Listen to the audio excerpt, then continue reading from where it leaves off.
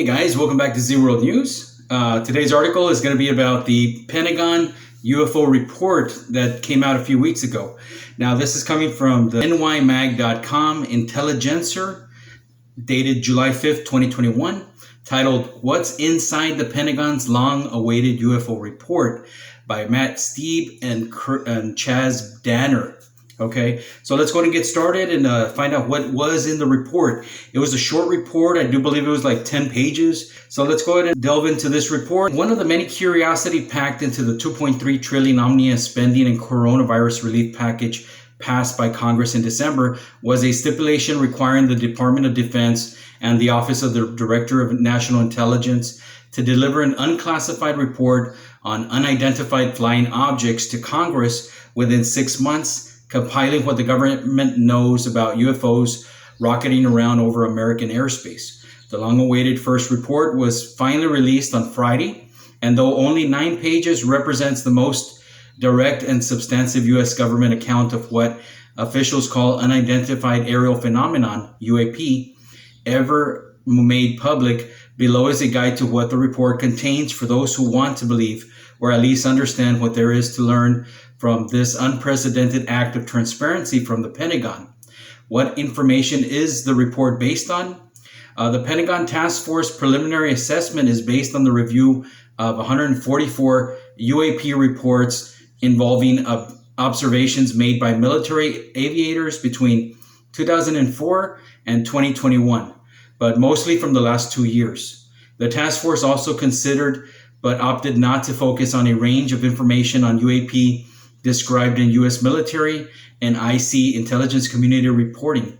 Since it lacked of the 144 reports, the task force could only determine an explanation for one, a deflated balloon.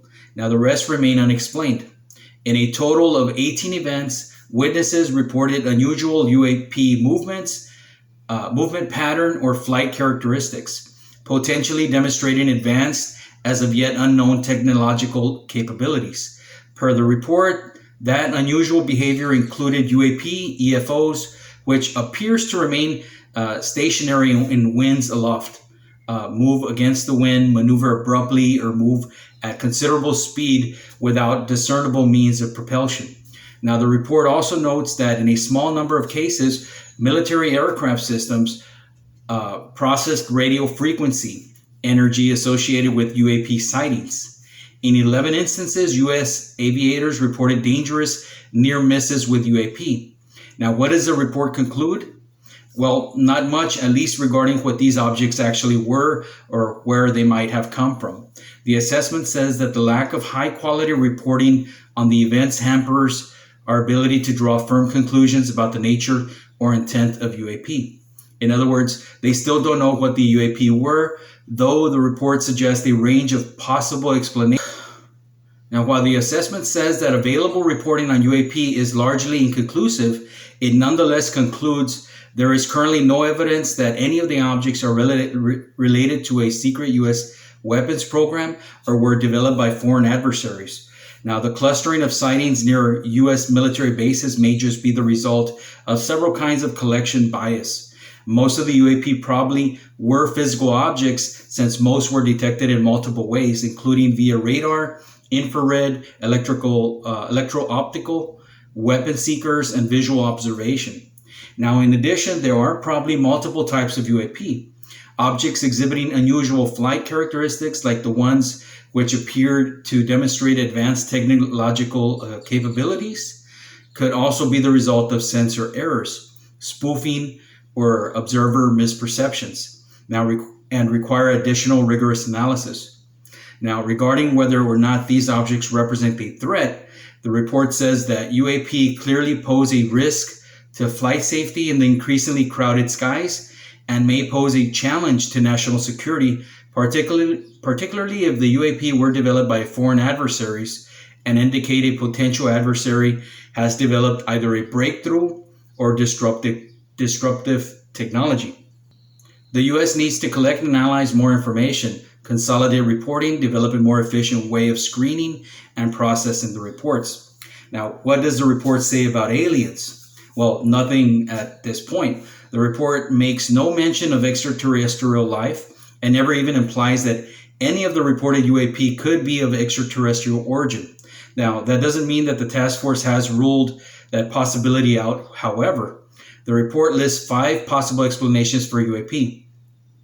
While the report does not offer much in the way of explanation for the objects, it offers 5 categories of possible explanations. Airborne clutter, including birds, balloons, drones, or airborne debris. Natural atmospheric phenomena, including ice crystals, moisture, and thermal fluctuations that may register on some infrared and radar systems. U.S. developed technologies, i.e. classified technology developed by the U.S. or its industry partners. Technology developed by foreign adversaries on Earth, like Russia, China, or other government or non-government entities. Or other, a catch-all for encounters where there isn't enough information to determine categorization, which could include UAP of extraterrestrial origin. Now, why is this report coming out now? Americans have long been fascinated by questions about what their government knows about UFOs, but several recent developments have driven lawmakers to push for more transparency. The issue gained momentum in December 2017 when the New York Times reported on a $22 million Department of Defense program established in 2007 and championed by Harry Reid. Now, the former Democratic Senate Majority Leader, known as the Advanced Aerospace Threat Identification Program, it was designed to examine military encounters with UAPs. This story would have shaken the American public to its core in the UFO-obsessed 1990s, but barely rose above the din of daily news coverage in the first chaotic year of the Trump administration. Now, over the next few years, lawmakers and defense officials began to take interest as more Navy pilots shared their accounts of frequent run-ins with UFOs, and several videos of the encounters were released by June 2019. Senators were reportedly coming out of the woodwork to be briefed on the phenomena, which resulted in a vote by the Senate Intelligence Committee in June 2020 that first greenlit the idea for a UFO report, a provision which set the 6-month timeline and added some additional funding for the project was tucked into the Intelligence Authorization Act for 2021 fiscal year, which passed as part of the December stimulus package. As the senators on the Senate Intelligence Committee wrote last year, they were concerned that there is no unified comprehensive process within the federal government for collecting or analyzing intelligence on unidentified aerial phenomena despite the potential threat. Now, what did skeptics have to say about the Pentagon's UFO report ahead of its release? Science writer Mick West is generally considered the leading voice of the group, asserting that the UFOs spotted by the military are likely technology we already understand. In an appearance on CNN last month, he summarized his argument: the images we see in the military UAP videos could easily be the result of miscalibrated instruments or various camera distortions. While West thinks that the videos released so far can all be explained, he does not support further research on the subject. Now, if pilots are reporting things that they can't identify, then yes, we need to figure out what's going wrong there, he said. Is it something new, or is it some failure of the system? Is it a failure of personnel or technology? Let's figure that out. In a recent and exceptionally long story in the New Yorker detailing the history of the movement to take UFOs seriously, a former Pentagon official pushed back on West's skepticism, saying that he doesn't have the whole story. There's data he will never see. There's much more that I would include in a classified environment. Of course, that argument isn't very satisfying for those of us who will never have access to classified UFO data. Now, on the left, a non-scientific reason for UAP skepticism has emerged, perhaps after wasting over $1.6 trillion on the disastrous F-35, spending over $2.26 trillion on the war in Afghanistan, and facing a flat budget of 2021. The Pentagon simply wants a flashy reason to demand more money. Now, shortly after the report's release, New Yorker's Jeff Wise examined another potential explanation: electromagnetic warfare. For many, aerial objects moving in impossible ways immediately brings to mind alien visitors. But for those working in the electronic warfare industry, strangely manifesting phenomena are their stock in trade. The field is tasked with the detection of adversaries across the electromagnetic spectrum, from visual light to infrared and radar, as well as manipulating signals so that your forces are not detected by the enemy.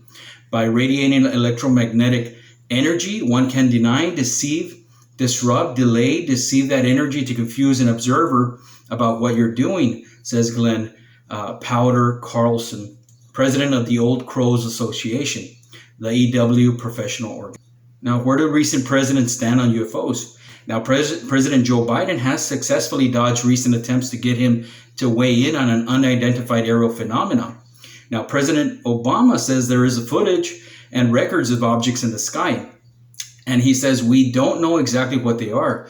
What do you think? A reporter asked the president at a May 21 press conference. Now, Biden deflected, saying, I would ask him again before smiling and leaving the podium. Now, since leaving office, Obama has been more open about his interest in the topic. Days before the question to Biden, the ex-president appeared on the Late Late Show with James Corden, where the show's music director Reggie Watts asked him about his theories on the paranormal. When it comes to aliens, there are some things I just can't tell you on air. Look, the truth is, when I came into office, I asked, is there the lab somewhere we keep the alien specimens and spaceships? They did a little bit of research, and the answer was no, Obama continued. But what is true, and am I actually being serious, is that there's footage and records of objects in the skies that we don't know exactly what they are. We can't explain how they move, their trajectory. They did not have an easy explainable pattern. I think that people still take seriously trying to investigate and figure out what that is, but I have nothing to report to you today. Now, for his part, Donald Trump never took UFOs all that seriously while in office. In the few instances when he commented on the matter, he usually deflected, promising to take a good, strong look at the matter and telling George Stephanopoulos that if there was any evidence of aliens, you'll be the first to know. So what's next after this report? The report also dictates that another report will be delivered by the Office of Director of National Intelligence and the Department of Defense within 90 days, informing Congress on how best to update data collection on UFOs. According to the New York Times, officials said they would provide lawmakers with periodical updates beyond that. End of article. Okay, so they pretty much just studied the last 2 years and gave a report on that, which was about 9 pages, I think the report said. Now, it goes back to basically Christopher Columbus. They reported some lights in the skies during their ships in the history books on that. In the Korean War, there was reported red glowing balls of light. In World War II, you had the Foo Fighters that were appearing in the skies during the wartime that they couldn't explain. In the Vietnam War, they had Bigfoot sightings throughout the war there. It just goes on. And for them to just make a report of a few years and just kind of just sweep it under the rug, well, that doesn't cut it. At least they do admit that they don't know what they are. So that's a good start. Hopefully we hear more out of government concerning this. Don't forget to subscribe, like, hit the notification button for any new updates. I'll see you in the next episode.